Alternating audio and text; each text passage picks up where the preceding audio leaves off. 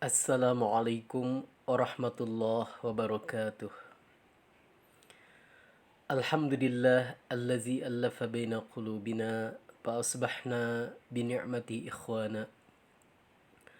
Asyhadu an la ilaha illallah wahdahu la syarika lah wa asyhadu anna sayyidana Muhammadan abduhu wa rasuluhu la nabiyya ba'dah.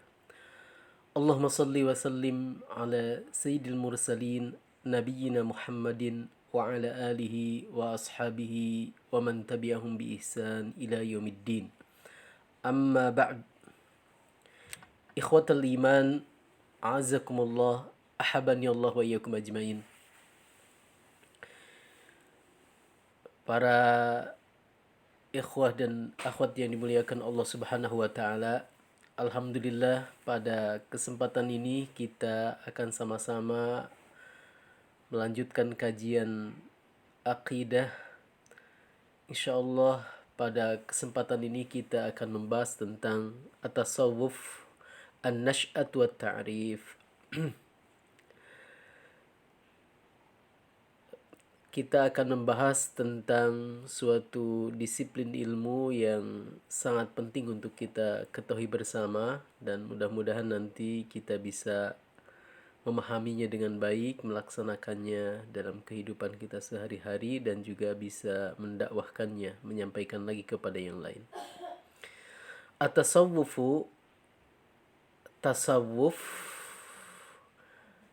yang akan kita bahas nanti an-nash'ah wa ta'rif. Perkembangan, pertumbuhan tasawuf ini dan juga definisinya. Nash'atut tasawuf,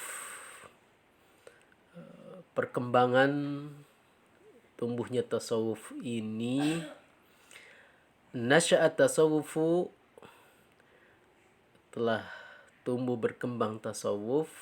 Awwalu ma nasya'a bil Basrah, pertama kali tumbuh berkembangnya di wilayah Basrah.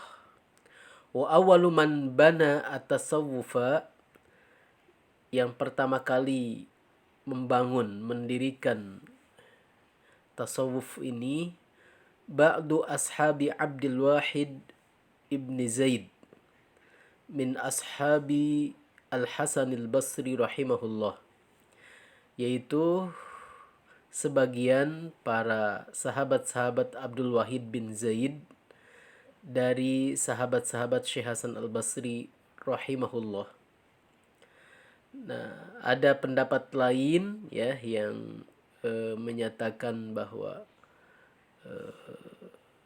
ada beberapa pendapat tentang awal kemunculan ilmu tasawuf ini.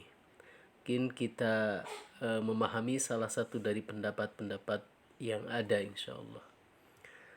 Kemudian aslu nisbati tasawuf, kita akan pelajari asal dari dinisbatkannya tasawuf ini, baik secara bahasa ya, dan juga definisi secara istilah insyaallah. Ikhtalafal ulama fi aslihi faqil, telah berbeda pendapat ungkapan para ulama dalam mendefinisikan asal dari kata tasawuf ini. Jadi secara bahasa, secara etimologi ya, ada beberapa makna dari tasawuf ini.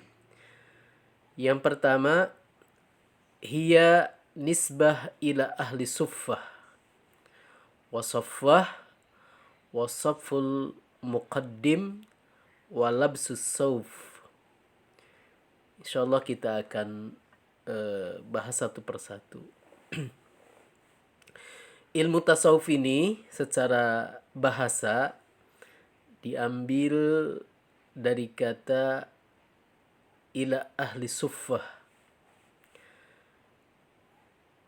diambil dari sahabat-sahabat Nabi SAW.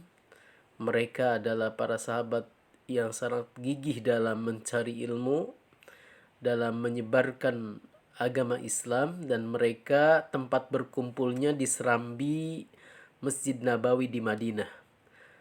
Nah, mereka ini para sahabat yang tidak punya tempat tinggal karena mereka saking cintanya dengan ilmu dan dakwah. Mereka tafarrug, ya, mereka serius.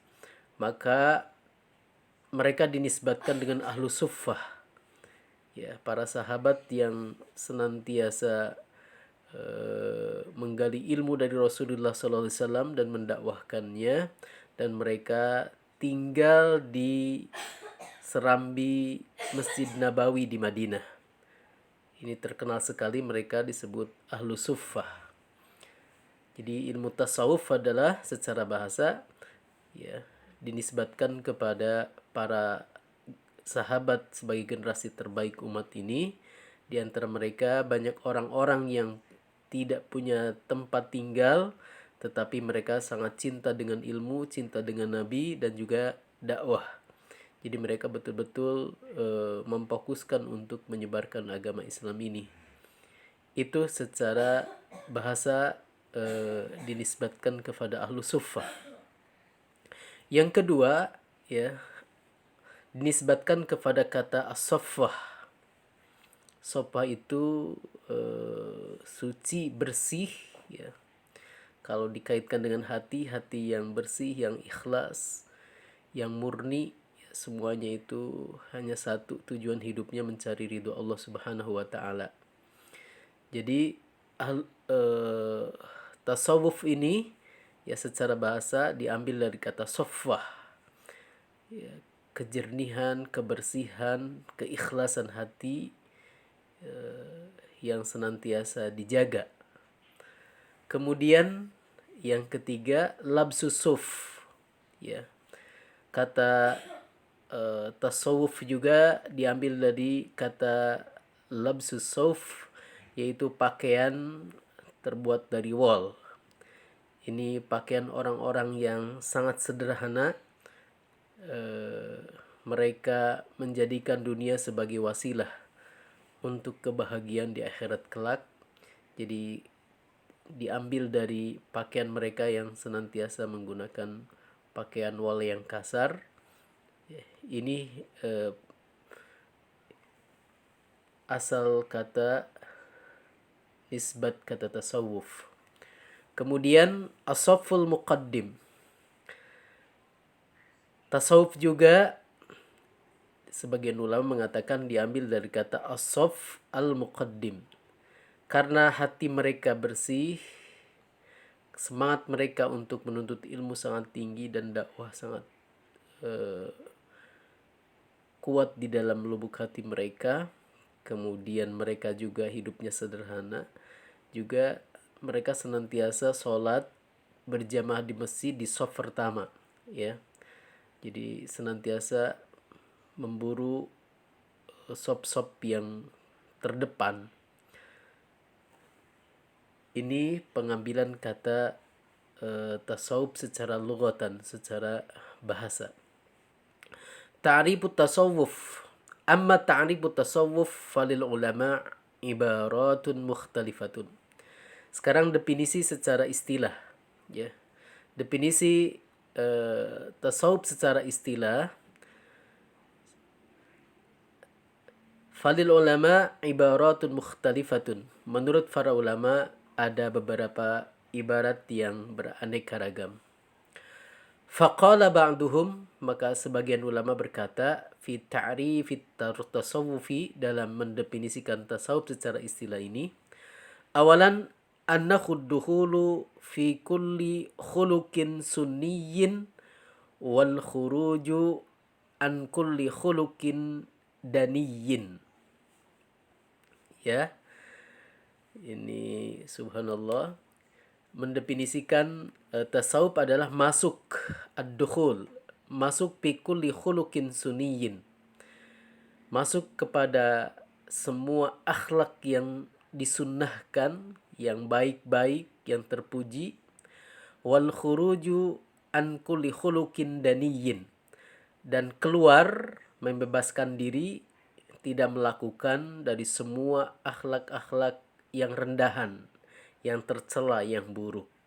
Ya, jadi orang tasawuf itu ya, dia senantiasa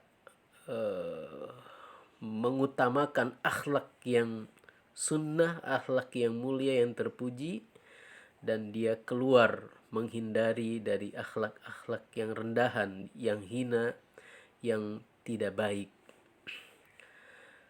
Waqila an yakuna al-'abdu fi kulli waqtin bima huwa aula bihi fi dzalikal waqti. Dikatakan lagi bahwa definisi tasawuf adalah an yakunal abdu, hendaklah seorang hamba, fi kulli waqtin, pada setiap waktu, bima huwa aula bihi, senantiasa mengutamakan waktu yang paling utama, fi dzalikal waktu, untuk waktu itu. Bimakna annahu in kana fi waqti sholatin kana musollian. Maknanya, jika telah masuk waktu sholat, maka hamba yang tasawuf ini, ya, kana musollian, maka dia terdepan dalam melaksanakan sholat. Wa in kana fi waqti zikrin kana zakiran. Dan jika sudah masuk waktu untuk zikir, maka seorang yang ahli tasawuf ini adalah dia terdepan dalam zikir kepada Allah Subhanahu wa taala. Wa in kana fi waqti jihadin kana mujahidan. Dan jika telah datang waktu untuk berjihad, bersungguh-sungguh memperjuangkan agama Allah, baik dengan hartanya, jiwanya bahkan, ya, kana mujahidan, maka dia juga terdepan dalam berjihad di jalan Allah Subhanahu wa taala. Ini definisi tasawuf. Lidha qila as-sufi ibnu waqtihi. Oleh sebab itu dikatakan bahwa orang sufi itu, orang yang ahli tasawuf itu, ibnu waqtihi, dia menjadi anak dari waktunya, ya. Jadi maksud anak waktunya itu jika dia masuk waktu sholat, dia terdepan dalam sholatnya. Jika masuk waktu zikir, dia terdepan dalam zikirnya. Bahkan ketika ada seruan untuk berjihad di jalan Allah Subhanahu wa taala, dia juga terdepan dalam memperjuangkan agama Allah. Begitu juga kalau para santri, berarti ya, masuk waktu belajar dia terdepan. Masuk kelas, ya, ikut belajar di waktu yang tepat. Jika waktu untuk bekerja, maka bekerja dengan sigap, bekerja dengan tepat waktu, ya, subhanallah. Jadi sufi itu orang yang menyesuaikan dirinya dan mengutamakan apa yang harus dia utamakan pada waktunya yang tepat, situasi kondisi yang tepat. Qila fi ta'rifit tasawuf al-akhdhu bil haqa'iqi wal ya'su bima fi aidil khalaiki. Dikatakan bahwa definisi tasawuf itu adalah al-akhdhu bil haqa'iqi, senantiasa mengambil, melaksanakan dengan hakikat-hakikat, ya. Wal ya'su bima fi aidil khalaiki, dan dia, ya, menanamkan rasa putus asa terhadap apa yang ada di tangan-tangan makhluk, ya. Jadi dia senantiasa mengambil, berharap, berserah diri, bergantung kepada Allah yang mengendalikan seluruh hakikat kehidupan ini. Betul-betul dia bergantung hanya kepada Allah, meminta hanya kepada Allah, meminta penjagaan hanya kepada Allah, dan seluruh, ya, niatannya, pikirannya, ucapannya, sikapnya, amal perbuatannya, betul-betul dia bergantung hanya kepada Allah Subhanahu wa taala. Wal ya'su bima fi aidil khalaik, dan putus asa dengan apa yang ada di tangan-tangan makhluk Allah.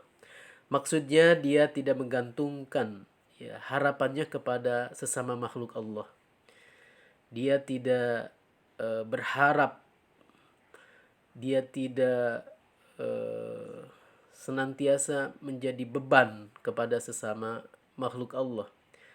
Ya, dia betul-betul putus asa dari pertolongan manusia karena dia menggantungkan seluruh harapannya hanya kepada Allah Subhanahu wa taala dengan senantiasa mengedepankan niatan-niatan yang baik, ucapan yang baik, sikap yang baik dan amal yang terbaik. Waqila atasawufu muraqabatul ahwali waluzumul adabi. Dikatakan bahwa tasawuf adalah muraqabatul ahwal, senantiasa merasa dia mengawasi setiap keadaan, ya. Dia senantiasa mawas diri di semua keadaan. Dalam kesendiriannya dia merasa senantiasa dilihat Allah, bersama Allah, disaksikan Allah, ya. Walaupun dia dalam keadaan sempit, dia senantiasa muraqabatullah, ya, senantiasa dia merasa diawasi, ya, bersama Allah Subhanahu wa taala. Waluzumul adabi, dan senantiasa dia komitmen dengan adab, ya, dengan adab sopan santun, ya, dengan senantiasa mengedepankan pandangan Allah Subhanahu wa taala. Jadi di hadapan manusia siapapun itu, orang yang ahli sufi, ya, ahli tasawuf ini, dia memuliakan makhluk Allah Subhanahu wa taala, memuliakan manusia, ya. Walaupun kelihatannya dia orang miskin, orang bodoh, ya, tetapi seperti di pendapat lain, ya, ketika Syekh Hasan Al-Basri keluar rumah, dia memandang jika bertemu dengan orang yang lebih besar, lebih tinggi ilmunya, lebih terdepan usianya, maka dia mengatakan dia lebih baik dari saya. Kenapa? Karena dia sudah umurnya lebih lama, berarti amal ibadahnya lebih banyak, ilmunya lebih banyak, amal solehnya lebih banyak. Begitu juga ketika bertemu dengan orang yang usianya sama atau bahkan di bawah, begitu juga tentang ilmunya. Kalau melihat seperti itu juga sama, dia merasa orang lain lebih baik. Kenapa? Orang yang masih kecil, yang masih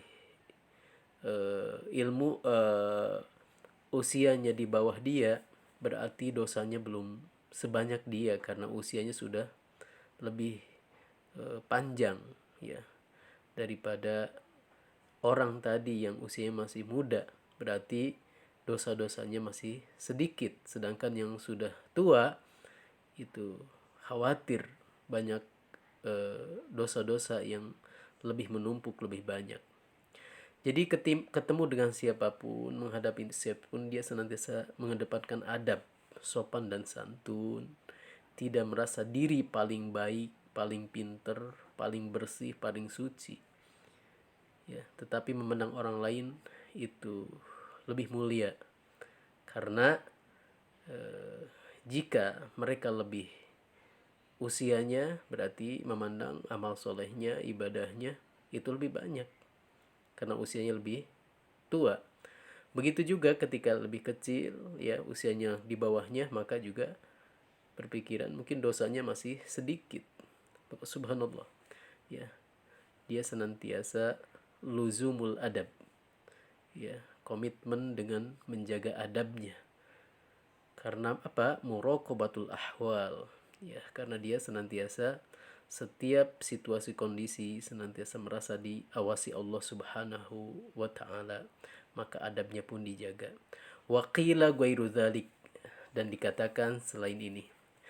Ini beberapa muqaddimah ya untuk ilmu tasawuf ini. Insya Allah kita nanti langsung Zoom, insya Allah Zoom meeting, dan mudah-mudahan nanti hal-hal yang pendalamannya insya Allah akan kita bahas bersama.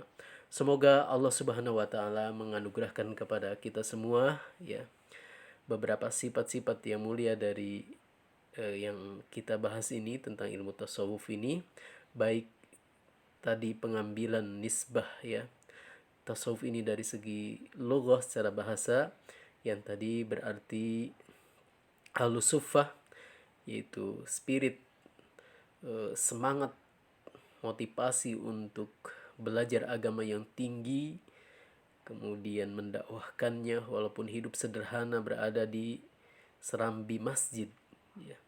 Kemudian juga sofwah, punya hati yang bersih, yang jernih, punya hati yang senantiasa menjaga keikhlasan ya, dalam pikiran, ucapan, sikap, bahkan amal perbuatannya betul-betul lebih mengedepankan keikhlasan. Kemudian kesederhanaan dengan labsu asuf ya, pakai pakaian yang sederhana. Walaupun kita mengetahui bahwa jika memakai pakaian sesuai dengan kedudukannya, itu juga tidak mengurangi ketawaduan dia. Karena pada hakikatnya Allah Subhanahu wa taala menyuruh kita untuk memperlihatkan nikmat Allah Subhanahu wa taala. Wa amma bi ni'mati rabbika fahaddits.